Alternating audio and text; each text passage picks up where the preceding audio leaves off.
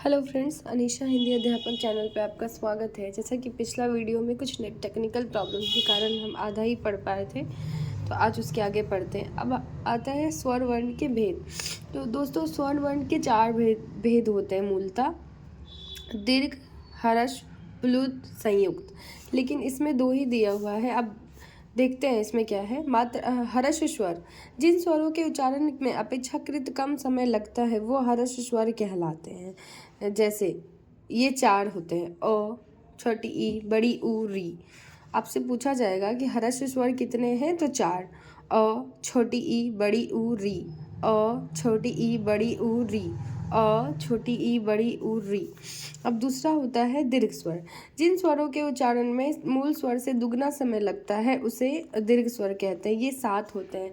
दोस्तों, अगर पूछा जाए कि जिसके उच्चारण में सबसे कम समय लगता है उसको हर्ष स्वर कहते हैं। ओ छोटी ऊ, ओ छोटी ई, बड़ी ऊ और री। और दीर्घ स्वर जिसके उच्चारण में सबसे दुगना समय लगता है उसको दीर्घ स्वर कहते हैं। ये दीर्घ स्वर 7 होते हैं, जैसे आ, बड़ी ई, बड़ी ऊ, ए, औ।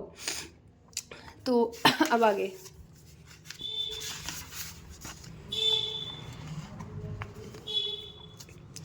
अंग्रेजी में अ स्वर का भी प्रयोग हिंदी में होने लगा है, जैसे डॉक्टर, कॉलेज आदि। जीवा व मुख विवर के आधार पर।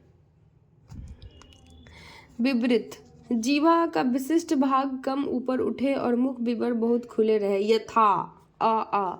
अर्ध विवृत, जीवा का भाग थोड़े ही उठे और मुख विवर भी कम खुले, जैसे यथा ओ ए।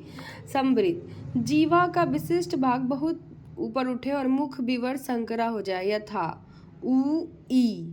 अर्ध संवृत, जीवा का विशिष्ट भाग थोड़ा अधिक उठे और मुख विवर संकरा हो जाता है, ओ ए।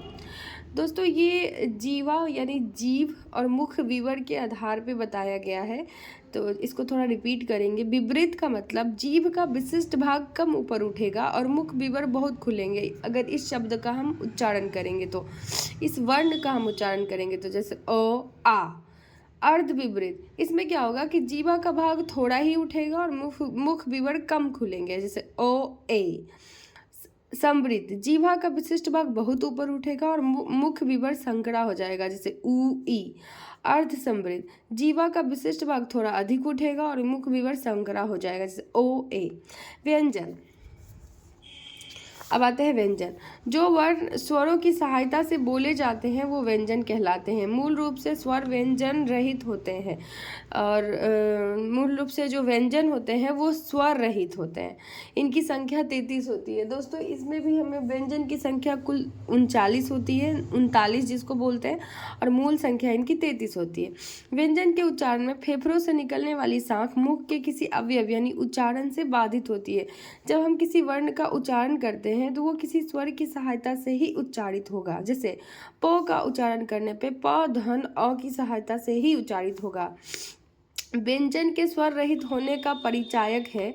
स्वर रहित व्यंजन के साथ हल का चिन्ह लगाया जाता है, जाया या फिर खड़ी पाई वाले व्यंजन चिन्हों की खड़ी पाई हटा दी जाती है। उसके अर्ध रूप का प्रयोग किया जाता है, जैसे अपराहन, पाठ्य, विद्या, पट्टा एवं अग्नि स्थान।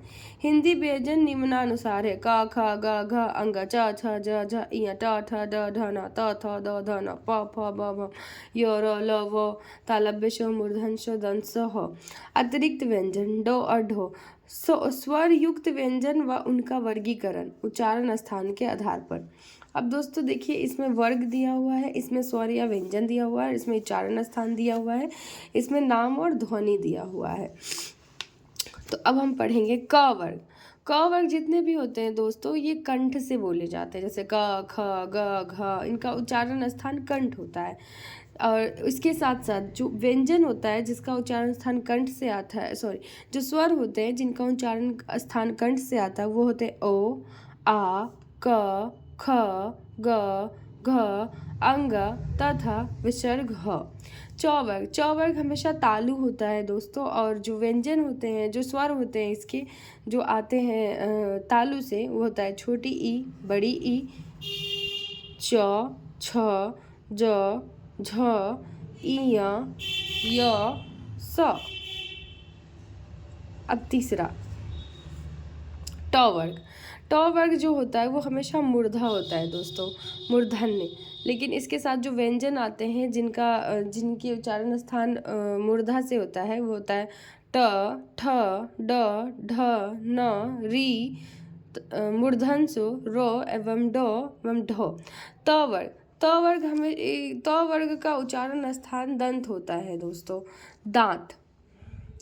त, थ, द, ध, न, ल, स। प वर्ग का उच्चारण स्थान दोस्तों ओष्ठ होता है, ओ मतलब ओठ। प, फ, ब, भ, म, उ, बड़ी ऊ।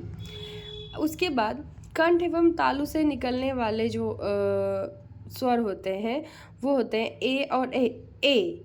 वो दांत एवं ओष्ठ से निकलते हैं, ओ और ओ कंठ एवं ओष्ठ से निकलते हैं। अंतस्थ व्यंजन य, र, ल, व, य, र, ल, व, य, र, ल, व, ये अंतस्थ व्यंजन होता है दोस्तों। ये बहुत इम्पोर्टेंट होता है, इसको हम लोग वीडियो के थ्रू 2 बार 3 बार करके याद कर लेंगे।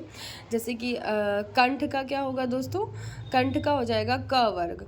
उसके बाद ओ, आ, क, ख, ग, घ, अंग तथा विसर्ग। उसके बाद क्या है दोस्तों, तालु। तालु में क्या होगा, च वर्ग। च, छ, ज, झ, इ, या। उसके बाद छोटी ई, बड़ी ई, न, य, स, ये सब तालु होता है। ट वर्ग क्या होता है दोस्तों, मूर्धा। ट, ठ, ड, ढ, न। उसके बाद री, मूर्धन्य और रो, ये सब क्या होता है दोस्तों, मूर्धा।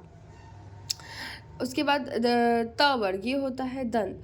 त, थ, द, ध, न, ल, स, मूर्धन्य। उसके बाद प वर्ग, प, भ, फ, ब, भ, म, छोटी ऊ, बड़ी ऊ, ये सब ओष्ठ होता है दोस्तों। ए और ए कंठ एवं तालु होते हैं, वो दंत एवं ओष्ठ होते हैं। ओ और ओ कंठ व ओष्ठ होते हैं। अंतस्थ व्यंजन य, र, ल, व होते हैं। Thank you.